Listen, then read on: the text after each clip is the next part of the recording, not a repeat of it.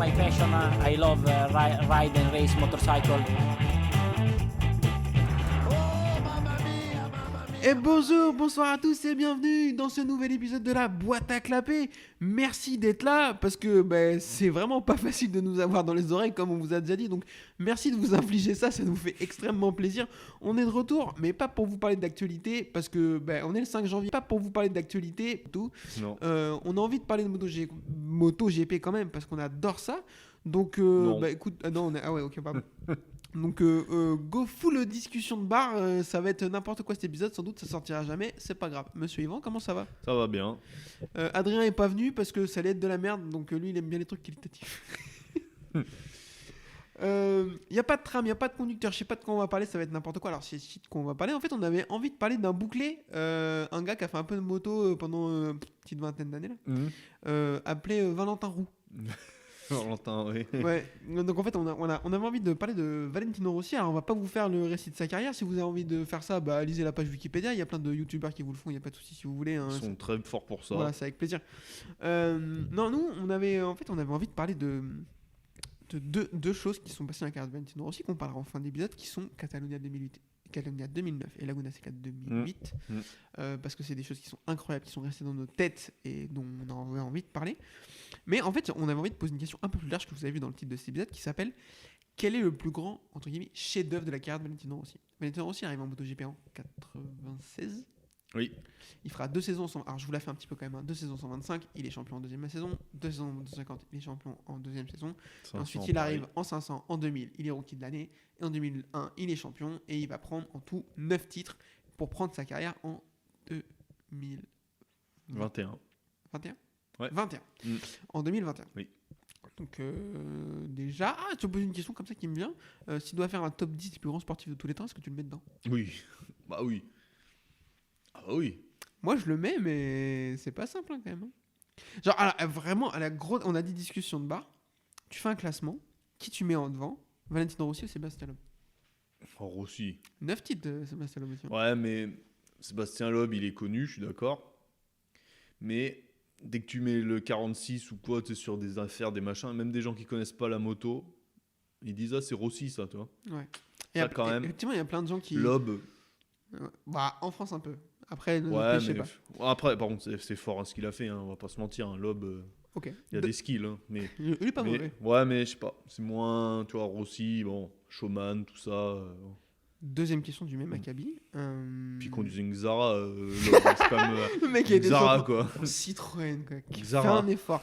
Enfin, la Suzuki des voitures. Ah, c'est ça, hein, ouais. Deuxième question du même acabit. Partons du principe. J'ai un peu de problème avec ça et tout, mais ok. Valentino Rossi ou Michael Schumacher ? Bah, alors, Schumacher, pareil. Déjà pour moi, je le dis, Schumacher n'est pas le plus grand pilote de Formule 1 de tous les temps. Ah non. Merci. Moi non. Non, mais lui, pareil, Schumacher, je l'ai détesté à une époque parce que l'époque Ferrari, c'était pas joli comme ce qui se passait, tu sais, les victoires C'était téléguidées avec Barrichello qui s'est fait fister en Hongrie, tu vois. C'est ça, hein, ouais. Laisse-le passer, avec la voix de Jean Todt. Ouais, voilà. Oh, putain, il était horrible, lui. Non, mais c'est vrai, tu vois, c'était pas joli comment il gagnait, quoi. Et du coup, non, je l'ai plus apprécié sur la fin, puis en analysant sa carrière quand même. En regardant dans le rétro, c'est vrai que c'était pas un mauvais pilote quand même, on va pas se mentir. Hein. Mais bon. Oh bah non. Ouais, mais il avait pas une sympathie, puis il a envoyé Damon Hill sur le toit ou pas loin, où il l'a fait cracher, donc c'est pas joli comme il a gagné, quoi. Il y a des titres qui. D'ailleurs, il a été retiré une année, je crois en 96, quand Damon Hill est champion. Lui, il est viré du championnat. Il est déclassé. Par contre, ses victoires sont conservées, mais il a été déclassé parce que il essaie de le percuter, je crois, ou un truc comme ça. Il y a un bail comme ça. Ouais. C'est dégueulasse, quand même. Moi, je suis le premier à avoir ce discours sur Schumacher. Pour moi, non, c'est pas le plus grand pilote de Formule 1 de tous les temps, bien sûr. Il est très très haut dans le classement parce que beaucoup de skills et tout, d'accord. Je détestais son comportement en piste, etc. Après, c'est pas un podcast Formule 1, on va pas s'étendre. On pourrait faire un épisode entier sur les comportements un peu dégueulasses de Rossi en course, je pense. Ouais, mais il avait le sourire, Rossi. Ouais, par contre, il t'enculait, mais avec le sourire. Voilà. Bonne ambiance. Bon, puis Schumacher, il a. Vais-je couper ? Je ne sais pas. On a un reliquat. Ok, donc du coup, Je peux pas. J'allais te demander si pour toi c'était le plus grand pilote de moto de tous les temps. En tout cas, c'est. Je peux pas enchaîner sur ce débat parce qu'un jour on aura ce débat. Dans les 2 premiers, c'est sûr. Ah, moto, ouais. Moto. Ouais, parce que je croyais que tu allais me parler de Michael Schumacher. Est-ce que c'est un grand skieur? Je sais pas. Non, mais voilà. Mais oui, donc Rossi, premier, on aura ce débat un jour, donc réponds pas. Dans le top 2. Ah, pour moi, oui, top 1, parce que pour Laura, tu vois, tout ça. Ok. Et toi, en top 1, tu vois qui? Allez, non, tu vois quand même pas l'Australien, là, non? Ce n'est pas... Ouais, non, mais respecte-moi. C'est pas le qui, sujet alors? de cet épisode. Alors, ça dépend. Si un jour, le vitrier, là, le monsieur qui ouvre les fenêtres, là. Le gars de chez Triba, là. Voilà, et ben si un jour il est champion, après tout ce qui lui est arrivé, peut-être que j'aurais du mal, mais peut-être que je reverrai ce que je viens de dire. Mais en attendant, non. Bah, de toute façon, l'autre a 9 et lui 8 à un moment. Les chiffres comptent dans le sport quand même. Okay. Ah bah oui, 8 et 9.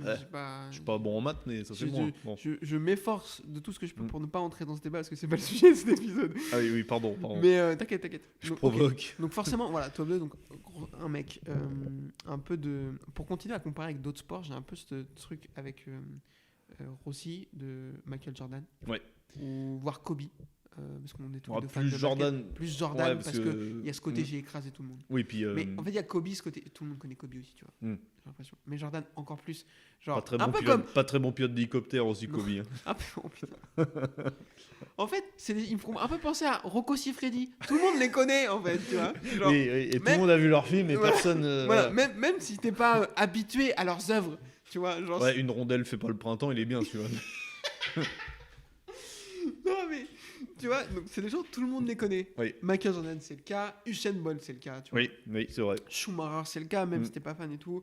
Genre, n'importe qui, même, tu vois, tu roules un peu vite sur la route, ta grand-mère a dit que tu t'es pris pour Schumi et tout, alors qu'il n'y a jamais eu une course de Formule 1. Ouais. Enfin, voilà, avant, on disait Fangio, les anciens, ouais, t'es un Fangio, bon. Bah non. Le problème, c'est que ceux qui ont connu Fangio, maintenant, bon, bah, ils sont partis. Ils sont vieux maintenant. Donc maintenant, on dit Schumacher, voilà. Ouais, c'est rentré dans les. Et Rossi a un peu ce truc-là, effectivement, de dépasser son sport. Ouais. Entre guillemets. Parce qu'il y a des mecs qui ont roulé sur des gens dans des sports, mais on ne les connaît pas, tu vois, parce que c'est dans des microcosmes. Donc on avait envie de parler de... Putain, 10 minutes d'intro, c'est un enfer. De Monsieur Valentino Rossi et de faire un petit peu un petit état des lieux et de se poser la question, quel est son plus gros chef-d'œuvre, son meilleur chef-d'œuvre, en éludant pour l'instant ce dont on a parlé tout à l'heure, donc Laguna Seca et Catalunya. À quoi tu penses? Qu'est-ce qui te vient à l'esprit quand tu penses à Rossi sans parler de ces deux choses-là? Bon, en fait, c'est le côté sourire, quand il gagnait, de faire le con à la fin, le show, voilà, c'est ça.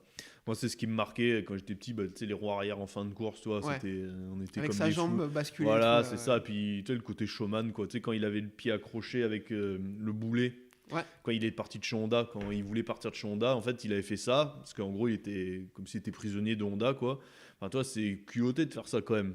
Donc, en gros, il était chez Honda ou HRC, la place numéro 1 du monde, et lui, en gros, il dit qu'il est en prison chez eux, qu'il veut se barrer, mais qu'ils le retiennent. Enfin, voilà. Du coup, je trouvais ça couillu, puis tout ce qu'il a fait, tous ses sketchs, tout ça, voilà, c'est. Ouais, c'est incroyable. Ça marche, puis tous ces dépassements, à chaque fois, c'est souvent des trucs à la fin, quoi. Puis il avait pas le truc de Lorenzo de partir devant, de partir et gagner tout seul. Lui, c'est souvent la bagarre. Et il faisait il avait des problèmes de départ en début de carrière. C'était pas. En qualif, ça n'a jamais été le roi de la qualif. Ça n'a jamais été un fort en qualif, ouais, t'as raison. Et jamais un très bon partant. Même au début de sa carrière, sous la pluie, il n'était pas giga fort. Non. Et il a beaucoup travaillé. Et sous la pluie, à la fin, c'était un des meilleurs.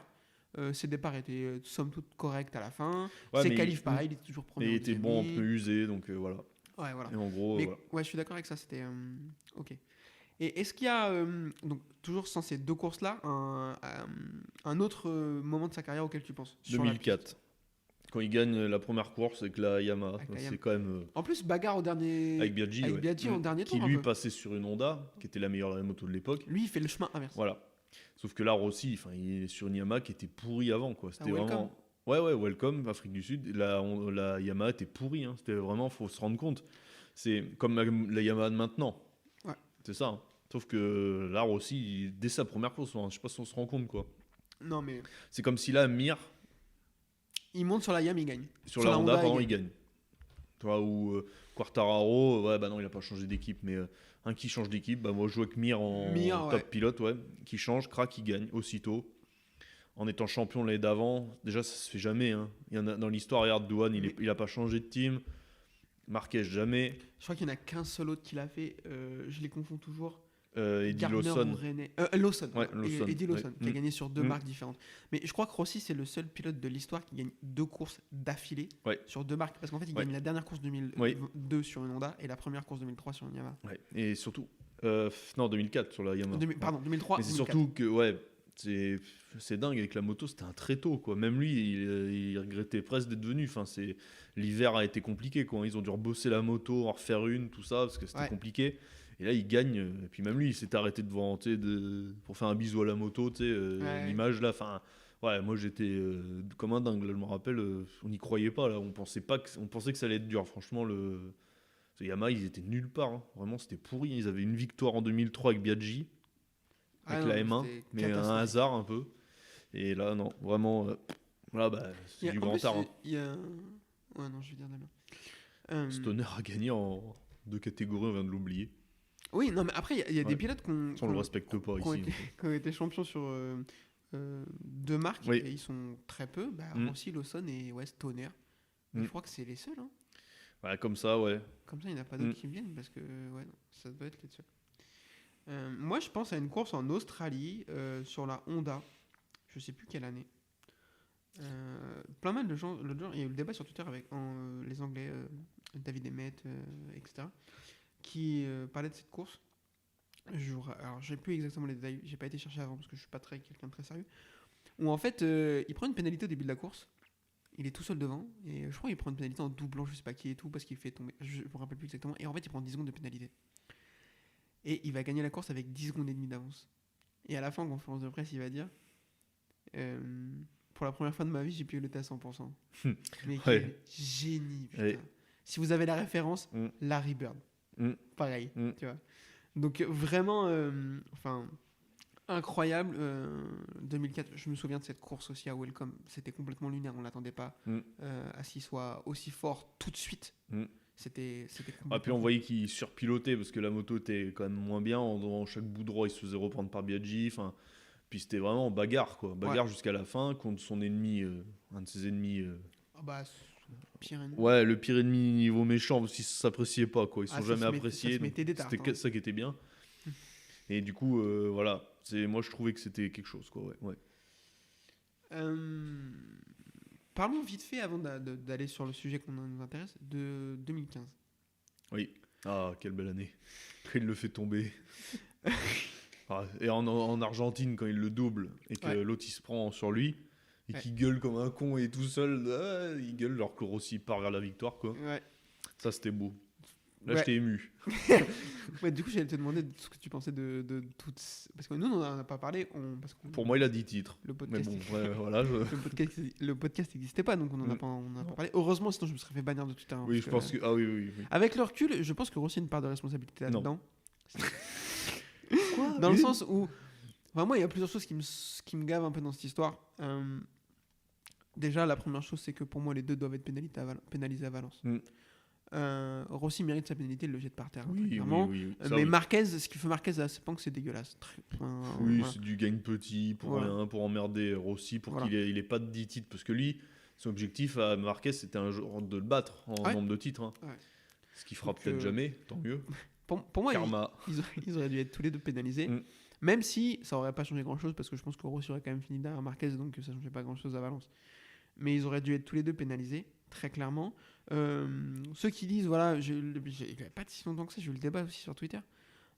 Rossi a clairement une part de responsabilité dans l'histoire. Alors, pas sportive, parce que du coup, non, à Sepang, Marquez fait n'importe quoi, ça se voit. Vous ne voulez pas me dire ce que vous voulez. Et ce qu'il fait à Valence, c'est encore pire, j'ai l'impression. Mais par contre, Rossi a essayé de jouer à ce qu'il a fait toute sa carrière avec Marquez, sauf que ça marche pas. Le problème, c'est qu'il est tombé sur un os aussi, quoi. Voilà, là, il est tombé sur un vrai gars. Il est tombé sur un mec que tu l'attaques pas dans la tête. Non, il est fort mentalement. Voilà, c'est ça. Je veux dire, jusqu'à maintenant, il a détruit les mecs dans la tête, sauf que Lorenzo. les mecs, c'était... Alors, Lorenzo, encore... il l'a détruit. Détruit, c'est un gros mot, je trouve. Catalunya, non, mais d'accord. ça remettra jamais. on va en Il parler. pleure sous la douche tous les jours. Mais c'est peut-être celui qui a le plus tenu le choc, tu vois. Oui. Face à Rossi. Parce que Giberno, Biaggi, Capir aussi un peu. Vite fait, ouais. Vite fait. Stoner, on va en parler, j'ai des trucs sur Stoner. Il l'a démoli. Il lui a fait devenir allergique au lait, quoi. Donc quand même, hein. donc ouais, et le problème c'est qu'il a voulu jouer au même jeu avec Marquez, mais ça fonctionne pas. Ça fonctionne pas du tout avec Marquez. C'est que c'est de la même trempe que lui, donc bon. Exactement, c'est le même bois. Ouais, on a tous les deux le même truc sur 2015. Parlons donc de ces deux courses de Laguna Seca 2008 et Catalunya 2009 qui, on peut le dire, sont les deux plus points d'exclamation de la carrière de Valentino Rossi. On commence par 2008. Oui. Donc du coup, Laguna Seca, il va affronter Casey Stoner. Casey Stoner est champion de titre en 2007. Avec une moto trafiquée. Voilà. Il marche sur l'eau. Casey Stoner, c'est un extraterrestre, très clairement. Il est donc champion en 2007 sur son année sophomore, donc sa deuxième saison, et sa première sur la Ducati. Moi, j'ai encore des souvenirs de la première course au Qatar, où j'étais chez mon oncle, en 2007, et genre, on le voit dans la ligne droite, on se regarde, on se fait... Mais qu'est-ce qui se passe ? Il a une 1000. Ah ouais, non mais c'était n'importe quoi. Alors, si mes souvenirs sont bons, c'est sans doute faux. En fait, c'était apparemment le système d'ouverture des pavillons de gaz qui était différent sur la Ducati et qui leur permettait d'avoir un avantage incroyable à l'accélération. C'est pas leur distribution d'esmodromique là, tout bêtement. Possible aussi. Moi, je crois avoir lu cette histoire de pavillon d'ouverture de gaz. Peut-être voilà, à vérifier. Ils trichaient, de toute façon. Les Italiens, ça triche, et comme ça. Là, si vous n'avez pas connu cette époque et que vous avez l'impression qu'aujourd'hui les Ducati à mettre une branlette le DRS, comme en Formule 1. C'était fou. Fou. Donc du coup en 2007 Stoner roule sur tout le monde, donc c'est la première année Rossi n'était pas champion de 2006, la première année des 800. Ouais, la première année des 800. Donc en 2008 Rossi se dit qu'il va un peu changer la donne, il arrive à Laguna Seca avec 20 points d'avance sur Casey Stoner. Sauf que Stoner entre temps il a croisé une bouteille de lait. Alors sauf que non, pas encore, c'est après, c'est 2009, c'est problème d'intolérance au lactose. Là, c'est intolérance à Rossi, quoi. Du coup, là. Ouais, en fait, donc, en 2008, Rossi arrive à Laguna Seca avec 20 points d'avance sur Casey Stoner, sauf que Casey Stoner vient de gagner les 4 dernières courses. Oui, il revient de la trêve énervé, quoi. Ah ouais, là, il a le couteau entre les dents et ça devient c'est très très compliqué. Rossi déclara sur la piste avant de prendre le départ, pour arrêter Stoner, je crois qu'il va me falloir une arme à feu. En disant, je ne peux rien faire. Donc Stoner à la pole, Rossi par 2. Et là, juste avant le départ de la course, juste avant que Rossi vienne mettre son casque, il y a monsieur Jeremy Burgess qui vient le voir et qui lui souffle à l'oreille. S'il fait un tour devant toi, tu vas pas le revoir. Alors quoi qu'il se passe, reste devant. Ça, est-ce que c'est vrai ? Écoute, c'est des légendes. Les anecdotes d'Hollywood. Ouais, Burgess, il a jamais foutu il sait pas conduire une moto, peut-être. Hein, peut-être il sait pas où est le sélecteur. Voilà. Non, écoute, moi c'est ce que j'ai lu. Oui, non mais oui. Du coup, départ de la course et là, on va vivre, je sais pas, 10 tours. C'est n'importe quoi. Ah bah il le laisse pas passer, il se fait passer mais il repasse. Enfin, c'est... Tout de suite. Et puis là, il est sur la limite, très clairement. Des coups de carénage, des coups de coude. Ça va. Classique. Oui. Et il va rentrer dans la tête de Casey Stoner. Maintenant, il aurait pris un long lap. Ouais, non, mais c'est certain. Mais même, frère. Il prend un long lap, il n'y a pas ce qui se passe après. Ah, mais je dis pas que... C'est ça le problème. Moi, je suis content qu'il n'en ait pas pris, parce que moi, j'adore cette course, elle est incroyable. Ah, oui, mais maintenant, on n'aura plus ça. Ah oui. Voilà. Non, mais... Oui, alors, moi, je suis désolé, le dépassement dans le tire-bouchon, bah, il n'a pas de sens. Il coupe le virage. Oui, mais à l'époque, il l'a fait avec les règles de l'époque. Oui, alors... Il le refait maintenant, c'est sûr que ça marche pas. Non, mais d'accord, mais c'est pas un scandale qu'il soit pénalisé en faisant un truc comme ça, tu vois. Non, mais il n'y a pas eu de... Tu vois. Mais non, parce qu'à l'époque, ça se pénalisait pas. À l'époque, tu pouvais couper les virages. Ah oui, mais est-ce que c'était moins bien ? Alors, on verra pas des courses comme ça. Donc maintenant, on n'aura que des courses insipides où... non, mais voilà, où ils se doubleront en ligne droite, gentiment. Bientôt, on va avoir de le DRS en MotoGP. Vous allez voir. Mais ils peuvent plus se doubler avec les ailerons maintenant. Ça vibre, ça machin, ça truc. Vous allez voir. On va vers une Formule 1, non, j'arrive pas à le dire. Bref, t'as compris. On se formulise. On a des courses sprint du samedi. On en reparlera un autre jour, ça. Non, bientôt, alors il y aura bientôt la pole des camions. Le premier camion qui arrivera sur le circuit aura gagné. Non, mais ça va devenir n'importe quoi. Bref. Du coup, voilà, si vous avez jamais vu cette course, allez la voir, elle est complètement folle. Ce que fait Rossi, c'est lunaire. Alors, si vous avez moins de 18 ans, regardez pas, parce que les images peuvent vous heurter quand même. Et du coup, au bout d'un moment, Stoner va finir par craquer et tomber dans le dernier virage du circuit. Piteusement. Ah ouais, n'importe pour le coup. Il tombe dans le. C'est vrai qu'il tourne bien celui-là. Ouais. Pour avoir joué dans les jeux vidéo, il est raide. Hein. Bon. Bah, Et là, il va dans le truc, il tombe. Et puis là, il y a une photo, il regarde Rossi partir au loin. Voilà. Et ils ont tellement d'avance qu'il va réussir à remonter sur la moto et finir deuxième. Oui. Et alors, c'est vrai que oui, bon. C'est tellement ils ont, même en se battant, ils ont satellisé tout le monde. Et en vrai, moi, ce que je dis, c'est la conférence de presse, c'est complètement stratosphérique. Qu'est-ce qu'il a dit encore, la victime non, mais le mieux, c'est la réponse de Rossi après. Stoner, il dit: je pilote depuis 18 ans, j'ai jamais vu des dépassements aussi agressifs. Pour moi, il a dépassé la limite. Et Rossi était à côté. Et du coup, après, il dit: j'étais très fort au frein et ma moto marchait bien. On a fait une belle bagarre. Oui, c'est ça. Il lui répond même pas, il calcule même pas. Voilà, tu vois. J'adore. Et pourtant, vous savez, comme je suis fan de Stoner, mais là, j'adore. Donc, c'est incroyable. Bah oui, mais c'est un peu une pleureuse, Stoner, quand même. Oui, non, mais oui, très clairement. Ah, même maintenant, sur les réseaux sociaux, il pleure. Oh, c'est bon. Ouais, bah, il regrettera, lui, plus tard, d'avoir arrêté, tu vois. Ah oui. Ah oui, trop tard maintenant. Deuxième chose dont on avait envie de parler, Catalunya 2009. Ah là, bah, pour moi, c'est le plus beau. Pour toi, c'est ça ? Ouais, bah, il y a la dramaturgie. Il y a son poulain qui est le nouvel extraterrestre du Grand Prix, tu vois, qui est dans son team. Donc toi, c'est toujours compliqué. Rossi, il n'était pas habitué à avoir un bon coéquipier. Ouais. Colin Edwards, on n'en parle pas. Hein. Toru Ukawa, pas magique. Spies. Non. T'es après. Ah, ouais, il l'a pas eu. Non, il l'a pas eu. Ah non, c'était Lorenzo. Non, voilà, Spies prend sa place quand il part chez Ducati. Mais du coup, non, en gros, il a jamais eu un mec pour le titiller vraiment. Sauf que là, il a un loup dans la bergerie. Le problème, c'est que Rossi, c'est Rossi. Donc lui, il fait mal mentalement. Et il le bat chez lui. En plus, l'autre, il a le casque du FC Barcelone, toi, à Barcelone. Tu fait le déroulé encore, mais pardon, j'arrête. Excuse-moi. Enfin, en gros, la dramaturgie, la dramaturgie est forte parce que quand tu bats ton coéquipier, c'est toujours la personne à abattre dans ton équipe. Là, tu le bats chez lui, dans le dernier virage, devant sa famille, tu vois. Mais c'est horrible. Non, mais c'est vrai, quand on y repense, tu vois. Parce que là... Il lui a uriné dessus. Catalunya, Laguna Seca, c'est un peu entre les deux. C'est entre l'Australie et l'Europe, au final. Donc c'est un peu en terrain neutre. Que là, c'est à la maison et merci. En gros, il les a fessés devant lui, puis voilà, quoi, merci. Puis la manière, dans un virage où personne ne l'avait fait. Alors, moi je te dis, donc, bon, du coup, je vais pas vous faire le déroulé. Allez voir la course, elle est folle. Les 5 derniers tours là. Oh là. Moi, je vous raconte. Il y a un dépassement, j'ai toujours pas compris. Non, quand il rentre le genou là. Ouais, et qu'il le dépasse par l'extérieur. Ah ouais, c'est ça. Qu'est-ce qu'il fait, quoi, mais comment il fait? Mais il y a même certains dépassements de Lorenzo qui sont monstrueux et tout. De toute façon, pour faire une belle course, faut un adversaire haut niveau. Et je vous raconte ma vie encore. On était chez mon papy avec mon père et mon oncle. Mon papy qu'on n'avait rien à branler absolument, donc on a négocié. Et franchement, on a crié mais comme des fous parce qu'on adorait autant tous les trois Rossi qu'on détestait Lorenzo. Oui, ça, alors par contre, en plus c'est ça. C'est que pour nous, Lorenzo, c'est le diable. C'était le fils spirituel de Biaggi, je trouvais moi. Oh oui. C'est-à-dire aussi détestable, tu sais, quand il descend de la moto, je pilote si bien, c'est des trucs lunaires, quoi, des trucs... Non mais, bref, en gros, tout ce que t'aimes pas, et du coup, voilà, il bat son coéquipier chez lui, c'est merveilleux, quoi. Et du coup, une joute incroyable, il commence la course avec Stoner finit par un peu lâcher parce que les autres sont trop forts, ils se mettent 5 derniers tours complètement fous, les commentateurs ont plus de voix, le commentateur était là, il en peut plus, c'est fou.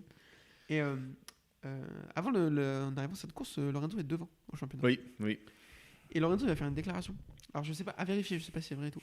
Le jeudi soir, en conférence de presse, il dit l'avantage de ce circuit, c'est que quand vous sortez du virage 8, alors virage 8 en fait, c'est celui qu'ils ont changé plusieurs fois. Je sais pas si tu vois quel c'est en fait. C'est quand vous sortez du virage 8 en tête du dernier tour, vous pouvez plus perdre la course. Oui, c'est après l'épingle, en bas. Exactement. En bas, en haut. Il déclare ça. Et il va se faire pisser dessus dans le dernier virage. Enfin, entre les deux derniers virages. Ouais, puis violent, quoi. Non, mais enfin... Si j'ai bien compris, le troisième virage, j'ai vu dans Fast Test, ça, ils en parlent de celui-là, où Ucho, il en parle. Et en fait, normalement, dans le deuxième virage, ils sont en 3, et là aussi, elle l'a passé en 2. Ouais.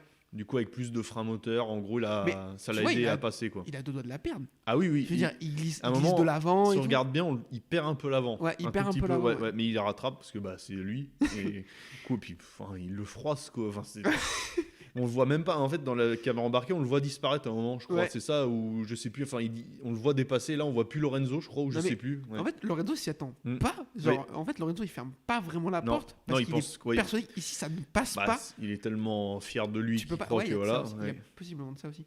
Mais genre, il est persuadé qu'ici, ça peut pas doubler. Bah si. Donc, en fait, il va même pas chercher plus que ça à fermer la porte. Et dans son truc, j'essaye de comprendre. Et c'est, à mon avis, ce qui était le plus intelligent à faire, c'est qu'il se dit, ça peut pas passer en entrée. Mais s'il prépare bien sa sortie, peut-être qu'il peut m'avoir avant la ligne, tu vois. Donc en fait, il écarte bien en entrée en se disant je ferme pas parce qu'ici ça pourra pas passer, mais par contre je sortirai au moins aussi bien que lui, il pourra pas m'avoir. Et sauf que Rossi, il sait ça. Il sait, il s'attend pas à ce que je le double ici, donc je vais l'avoir tout de suite maintenant là. Mais c'est monstrueux. Donc incroyable ce qu'il va réussir à faire ici. Je te pose la question du coup, est-ce que c'est top 1 des moments de la carrière de Valentino Rossi? Ah oui, pour moi oui, c'est le numéro 1 parce que c'est tout ce qu'il y a autour, quoi. Ça serait peut-être sur un autre circuit, j'aurais peut-être dit, ouais, peut-être. Mais là, c'est chez lui.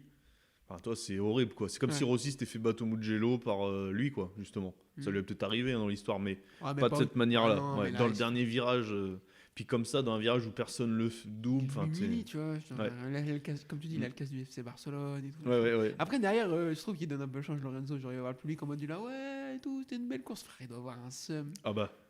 Ouais, je pense qu'il a mis un moment à s'en remettre. D'ailleurs, il perd le titre. Il est pas champion. Donc, il est champion l'année d'après. Mais il lui est rentré dans la tête là. Incroyable. C'est beau. On va pas aller beaucoup plus loin parce que je pense qu'un jour on parlera de Valentino Rossi peut-être plus en ça mérite un peu. longueur, il mérite un petit épisode. Donc voilà, mais on avait envie de parler de ça et de faire un truc un petit peu plus à l'arrache, un peu moins écrit que d'habitude. Après, je vous dis ça, mais c'est jamais vraiment très écrit ce qu'on fait. Non, pas trop, non. Merci de nous avoir écoutés. On vous rappelle pour nous suivre les réseaux sociaux, Twitter, Facebook, il n'y en a pas d'autres.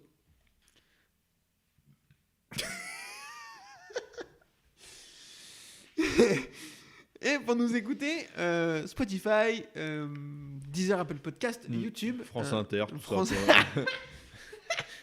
J'en peux plus. Merci beaucoup et on se donne rendez-vous peut-être avec des nouveaux épisodes spéciaux d'ici la reprise. On sait pas trop, on essaiera et sinon à la reprise. Qui est le plus gros melon de l'histoire, on peut le faire aussi ça. Jorge Lorenzo. Merci beaucoup. Ouais. Bisous. Je cherche un autre nom mais non, Lorenzo c'est sûr. Ah, Marquez aussi un peu. Ouais mais Marquez. Attends, mais non mais. Non. Je sais pas, Marquez il est Lorenzo, bizarre. même, ça l'a rendu humain sa blessure. Parce qu'il était désagréable quand même avant. On va pas se mentir. Ouais, il avait rien, enfin, tu vois, il était désagréable, toujours, tu sais, quand il essaie de serrer la main à Rossi. C'est à Lorenzo. Non. Ah oui, non, Rossi, ouais. Et que Rossi lui dit non, bah non. Mais il y a une histoire comme ça, Jerez 2013, première course, première saison de Marquez, où il va lui poser son carénage à Lorenzo dans le dernier virage, et après il essaie de lui serrer la main dans le pack fermé, Lorenzo il fait non. Ouais, j'aime pas trop ce côté de Marquez trop gentil, tu sais, d'essayer de faire copain, tu vois, c'est la génération... Mais je pense que c'est fake. Oui, en plus ça se voit tellement. Je pense que c'est fake. Je pense qu'à mon avis, il est imbuvable, mais genre, il essaye de se donner une fausse... Puis Rossi, quand même, elle a foutu une branlée à Biaggi dans les escaliers, on voit la vidéo, on voit un peu, on entend des bruits, blam, puis après l'autre, il revient, il est rouge un peu. Voilà. Une torgnole. Voilà, ça c'est bien. Là, on est dans l'humour, là, ok, là, ouais. Non, mais on va pas se mentir, maintenant c'est aseptisé. Mais c'est un enfer. Bagnaia, toi. Non, mais Bagnaia, quoi. Ils vont au McDo ensemble après les courses. Je veux dire, Quartaro, il est pote avec les enfants d'Espargaro et tout. Enfin... Non, battez-vous, quoi. Je suis d'accord. Voilà. Quel enfer. Bon, merci beaucoup et on se donne rendez-vous dès que possible. Hein.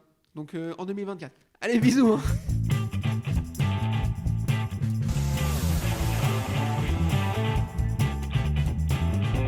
This is my passion. I love ride and race motorcycle.